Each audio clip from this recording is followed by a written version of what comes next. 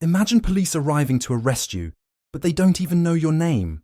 Today in court, Bongani Ntanzi testified that officers came looking for Sianda Buthelezi, not him, and he had to produce his ID just to prove his identity.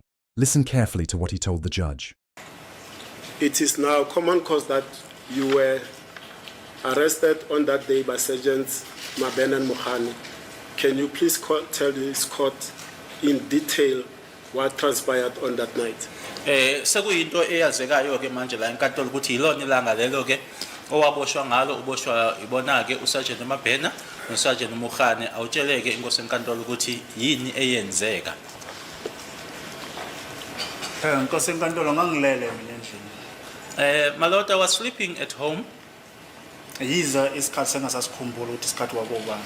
Although I'm unable to remember or recall what time it was, Ngoba kwakubanda ilanga liyashesha ukushona ngaboJuda. because it was cold and the sunset or the sun goes down much earlier in June.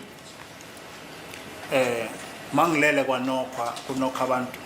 Ngoba benokha amaroom nje akelile kunokho ngapha ngathiwa vula ngaba ben omunye nokha ke mangibuza ukuthi ubani angaphenduli ngaze ngasukuma ngavula. And there were people that were knocking because it's like in the rooms that are in a line or in a row. So they would just knock and say, open, open. And I also asked who it was. I then ended up going to open. Proceed. Mangivula ke ayibese ngena ke ngoba mangikhumbula kahle ngathi kwangena uMabhena aqala kwasikulandela yena uMganga. I then opened and then the person came in. If I remember correctly, the first person to come in was Mabena and then Mohani followed. Proceed. Emveni ngalokho inkosi enkantolo besethi kimi ya Siyanda ngithi mina ngisuSiyanda. Thereafter, he then said to me, yes, Sianda. I then said, I am not Sianda. Can you tell this court who said yes, Sianda? Kokubana wayesho? Umuntu angikhuluma noMabhena. The person I was talking to was Mabena. Proceed. Ngoba masaba ngale igama lika Siyanda bathi angiphume phandle bafuna ukukhuluma nami bese ngiphuma ke vele kune RDP mangiphuma vele ngiphumela la. As we were then having this argument about the Sianda name, they then instructed me to go outside. Indeed, I went out. There's an RDP. I just went out there. Proceed. Masaba siqhubeka lokho bangala le igama lika Siyanda inkosi enkantolo ngiphinde ngibuyele endlini ke bese ke nelandi ID. Whilst we were still having this argument about the Sianda name, I went back into the house and fetched the ID. Ngibanika ke ID inkosi enkantolo balibone ke igama lami. I then gave them the ID and they saw my name.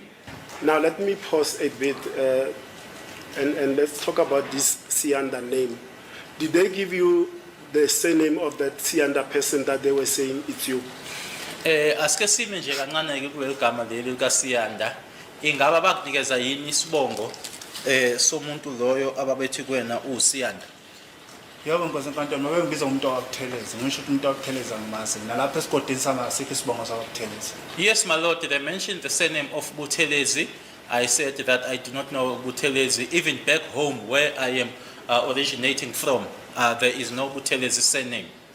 So let me get you very clear. Did they say to you, yes, Sianda, and they said the Sianda is Sianda Buthelezi?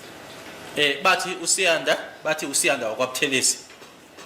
Ngithi babura Msipilo umuntu mangimtshela mina inkosi enkantolo ngithi mina ngisuSiyanda Buthelezi. AngisuSiyanda. Bathe wena ungakwaButhelezi uthi angisiwaButhelezi nje. Yes, Mr. Ramsipile, when someone comes to you and said, yes, Sianda, I said, no, I'm not Sianda Buthelezi. You are a Buthelezi. I said, no, I am not a Buthelezi.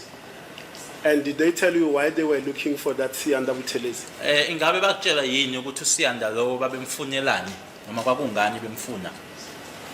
Abachazanga ilokhuza inkosi enkantolo ukuthi umuntu wayo uSiyanda bemfuna abachaza ngani ukuthi uSiyanda why. They never said anything or gave any reason as to why they were looking for Sianda, my lord. Now, before interacting with Sergeants Mabena and Mohani, did any of those officers warn you about your constitutional rights? Ngaphambilini kokuthi bakhulume nawe ke ingaba bakwexwayisa yini ngamalungelo onawo? ngamalungelo ngokomthethosisekelo. Nkosi enkantolo mina yikho into engayitshela ngokuthi mhlawumbe unamalungelo amalungelo kanjani omthetho sasetaba cha nje ngoba mina into engakubhizi ngayo ukuthi ngitshene ukuthi wena ubulela ubani ngusiyanda Buthelezi ngale nqabe ngicike ngikhiphe ID lo nto nje eyayikhuleleza amalungelo angizazi Nkosi enkantolo. No, my lord, there was nothing said to me or explained to me with regards to constitutional rights. The only thing was about the name Sianda. You killed so and so. I would then refuse.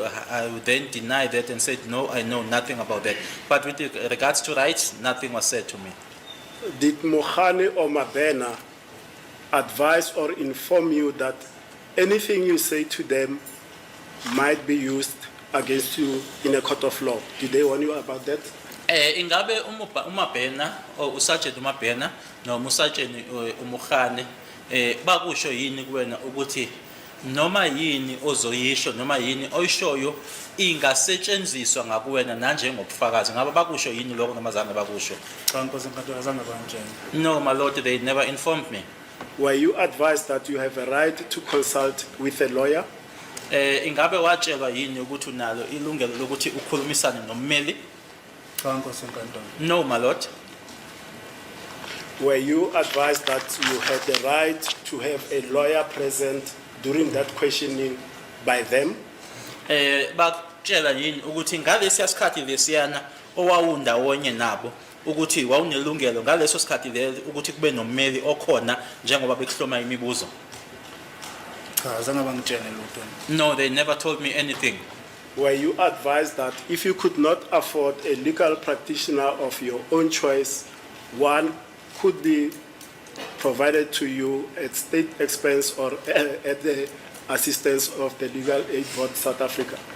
Ingabe bakutshela yini ukuthi uma kuwukuthi ke awungeke ukhoneke noma ukwazike ukuthi ukhokhele ummeli umbuso noma ke illegal aid ingakusiza ukuthi uthole ummeli ongeke umkhokhele? Cha Nkosi enkantolo. No, my lord. Now, before being taken to the motor vehicle or as you are being taken into the motor vehicle, were you told that you were now under arrest? Manje ke usuhanjiswa ke uya emotweni noma ngaphambilini kokuthi ke uhanjiswe uye emotweni ingabe watshelwa yini ukuthi manje usuboshiwe? Cha azange bangitshele Nkosi enkantolo ngoba bona masilapha phambi kwendlu yami mangibane ID ku ring phone. No, my lord, they never told me because when we were in front of the house, I gave them the ID and then the phone rang. Yebo. Umkhane mayekhuluma nefoni ku ring phone yami bese thena uMabena ayi mayeqeda umkhane bese uMabena hamba uqoka ngiyahamba ngiyaqoka ngibuya lapho ngiyafasiwa kuthiwa ngene emotweni yokhuluma phambili. What then happens is that Mukhane is busy on the phone, my phone rings, and then Mukhane finishes to talk with the person he was talking to. I'm then instructed by Mabena to go and get dressed. I come back, then the handcuffs are put and then placed in the vehicle. And were you informed of the case, the particular case for which you were being arrested? Icala okwawuboshelwa lona ingaba walitshelwa yini? Nkosi enkantolo mangikuzwe emotweni maqala ngitshena uMabena ethi ngangenguphi makubulawa uSenzo wawukuphi Ayi. ngithi ngibulala uSenzo ngihlanganisa nendawo zamalaza zange ngibulala umfowethu. It was in the vehicle when I first heard about it, my lord, when Mabena asked me about the killing of Senzo as to where I was. On that day, I said, I know nothing. What business do I have with Senzo having been killed? Ngoba namhlanje ngiphambi kwekatolo angazi ngithi. As I am standing here today, my lord, I know nothing. You've heard it yourself. According to Ntanzi's testimony, even after confirming who he was, he says he was still taken away without being told why he was being arrested, without his rights being read, and without being informed that he could get legal representation if he couldn't afford one.